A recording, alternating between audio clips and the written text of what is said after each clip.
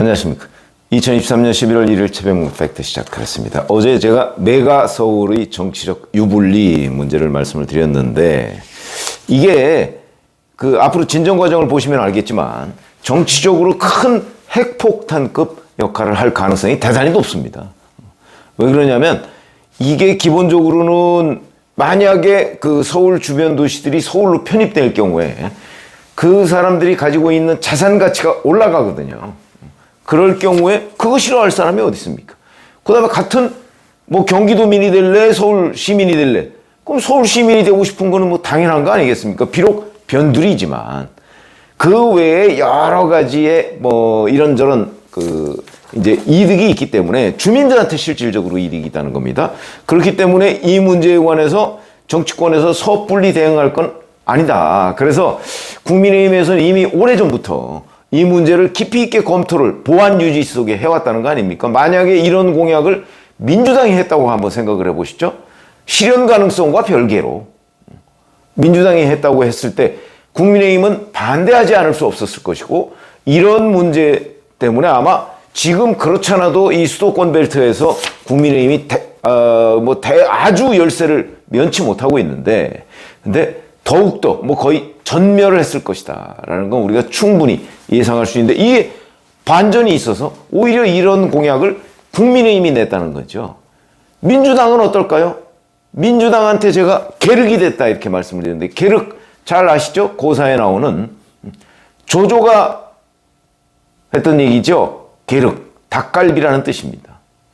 그러니까 자기가 먹었을 때 별 이득도 되지 않는데 상대방이 먹었을 때는 자기한테 굉장한 피해가 있는, 그러니까 먹기도 뭐하고 뱉기도 뭐한 이런 상태를 말한 거를 계륵이라는 은유법으로 쓰고 있는데, 지금 딱 그겁니다. 그러니까 민주당이 입장을 내놓지 못하고 있습니다. 자, 어제 그저께 김기현 대표가 김포를 방문해서 이 문제를 제기를 했거든요.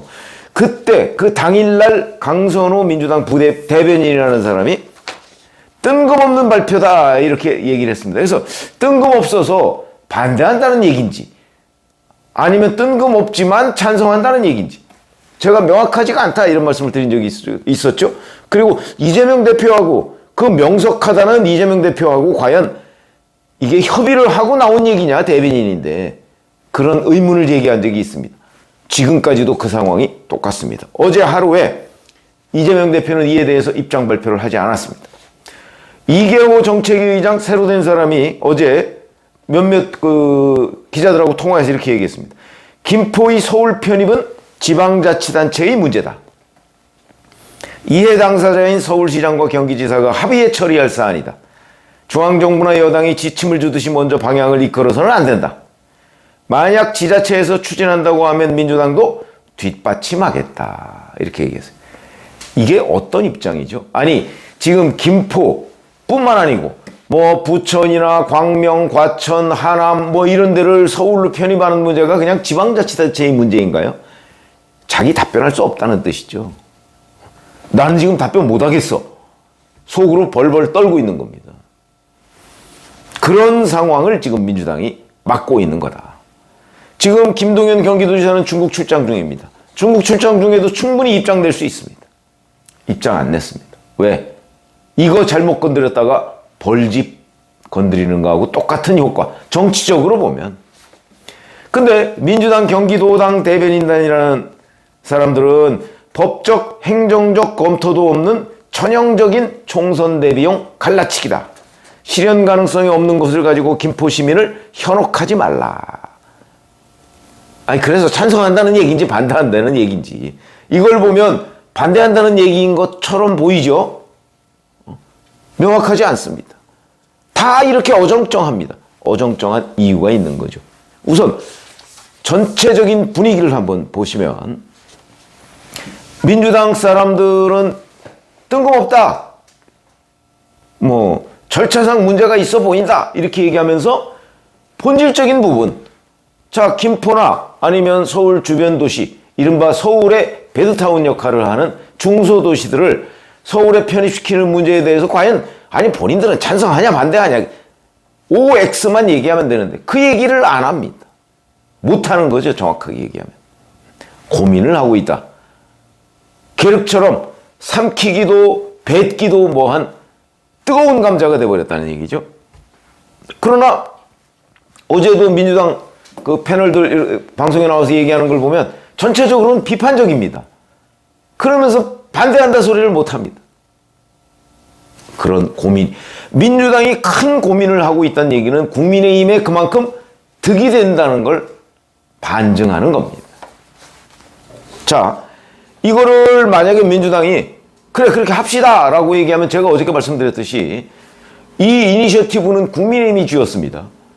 그러니까 결국 국민의힘 아마 전체적으로 파이가 100이라면 국민의힘이 한 7, 80을 가져가고 민주당은 한 30 정도를 챙길 수 있습니다. 반면에 반대를 하면 국민의힘이 거의 100을 가져가고 민주당은 하나도 챙길 수 없습니다. 자, 그랬을 경우에 이 수도권 주변에 있는 중소도시에서 민주당이 압도적입니다. 현재는 이런 분위기에 어떤 영향을 미칠 것인가 아무도 장담할 수가 없죠. 지금 현재 서울 주변에 있는 김포, 부천, 과천, 고양, 구리, 하남 뭐 이런 주변 베드타운 벨트 여기에 국회의원 지역구가 14개 있습니다. 이 중에 12개가 민주당이고요. 1개가 심상정 의원 정의당, 1개가 하남의 정찬민 전 의원. 정찬민 의원 지금 제3자 뇌물죄로 구속돼 있죠. 이거마저 잃을 상황입니다. 그러니까 14개 중에 12개가 민주당입니다. 아마 그대로 선거하면 심상정 의원 지역구도 내년에 민주당이 탈환할 겁니다. 하남도 위험하고.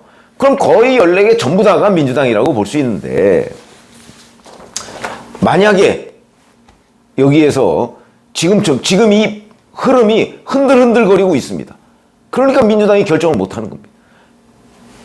만약에 반대를 해도 민주당이 이들 지역에서 워낙 압도적이기 때문에 우리가 충분히 승산이 있다 그러면 당연히 당장 반대 대열에 합류하죠. 그런데 그 자신이 없는 겁니다. 그러다 보니까 이걸 어찌해야 어정쩡한 상태를 지금 유지하고 있는 거다.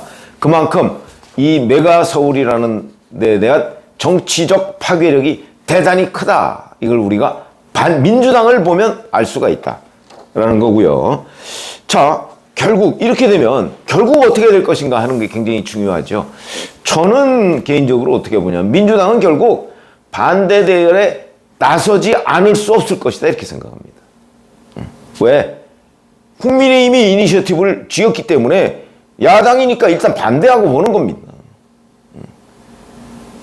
그래서 어저께도 뭐 절차상 시비 뭐 어쩌고 막 얘기하죠. 아마 국민의힘에서는 이 문제에 관해서 강력하게 추진할 듯 시나리오 뭐 계획 이런 것들을 다 가지고 있을 겁니다. 왜냐하면 오래전부터 구상을 하고 있었다고 하거든요. 심지어는 뭐 간이로 그 주민들 여론조사 같은 것도 해봤다는 거 아니겠습니까? 주민들 의견도? 그러면 준비가 거의 완벽하게 됐다는 얘기인데 그래서 딱 들이밀었기 때문에 이걸 민주당에서 뭐 준비가 미흡한 뜬금없 자기네들이 몰랐을 뿐이죠. 국민의힘은 이미 오래전부터 준비해왔는데 그렇기 때문에 이 문제는 결국은 민주당 입장에서는 이런 절차의 문제 뭐 이런 걸 가지고 트집 잡아서 반대를 하지 않을 수가 없을 것이고 반대를 안 하더라도 절차상 트집 뭐 이런 걸 잡다 보면 일반 유권자들 입장에서는 민주당은 반대하는구나 이렇게 이해하게 돼 있습니다. 그게 2000년 총선 때 코로나 재난지원금 초반에 약간 반대 목소리가 나오다가 나중에 자유한국당이 반대하지 않았죠? 그런데도 일반 국민들은 자유한국당이 반대하는 것으로 이해를 합니다. 그래서 자유한국당 찍으면 코로나 지원금 못 받는다. 이게 얼마나 큰 문제입니까? 100만 원 못 받는데.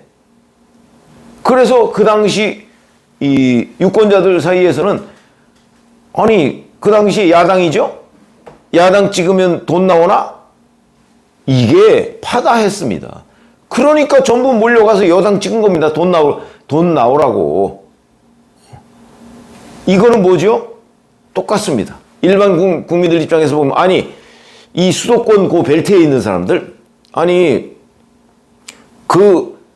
거기서 민주당 찍으면 지금까지 민주당 찍었는데 민주당 찍으면 우리 경기도민 되고 국민의힘 찍으면 서울시민 되는데 당연히 국민의힘 찍어야죠. 중도에 있는 사람들. 그러니까 중도표가 대거 이동할 것이다. 충분히 예상할 수 있는 대목이고요. 바로 그런 점에 대해서 지금 민주당이 자신이 없기 때문에 확실하게 입장 발표를 못하고 있는 거다. 이렇게 보시면 그래서 계륵이다. 자, 이렇게 되니까 국민의힘은 쾌조의 지금 그 움직임을 보이고 있습니다. 이러다 보니까 그렇잖아도 중진들의 수도권 차출론 뭐 이런 게 지금 뭐 한참 논란이 되고 있죠. 그러니까 중진들이 자발적으로 아 그래? 그러면 내가 이 수도권 벨트에 출마할 거야 하는 문제를 검토하기 시작했다는 보도들이 나오기 시작했습니다. 그러니까 뭐 모르긴 몰라도 김기현 대표가 김포에 나올 수 있는 거죠. 나와서 나를 찍어주면 내가 김포를 서울시로 만들겠다. 아, 먹히죠. 저는 먹힌다고 봅니다. 예를 들어서 또 다른 중진인 예를 들어서 강원도의 권성동 의원 같은 사람이 뭐 서울에 예를 들어서 과천에 나와서 과천은 번호도 전화번호도 서울하고 똑같이 쓴답니다. 02 이렇게.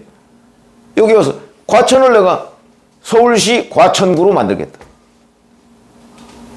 과천 시민들이 지금보다 훨씬 더 많이 찍어주지 않을까.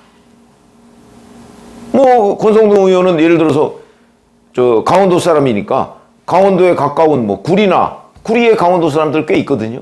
하남이나 뭐 이런데 할 수도 있고. 그러니까 벌써 그런 얘기들이 나오고 있습니다.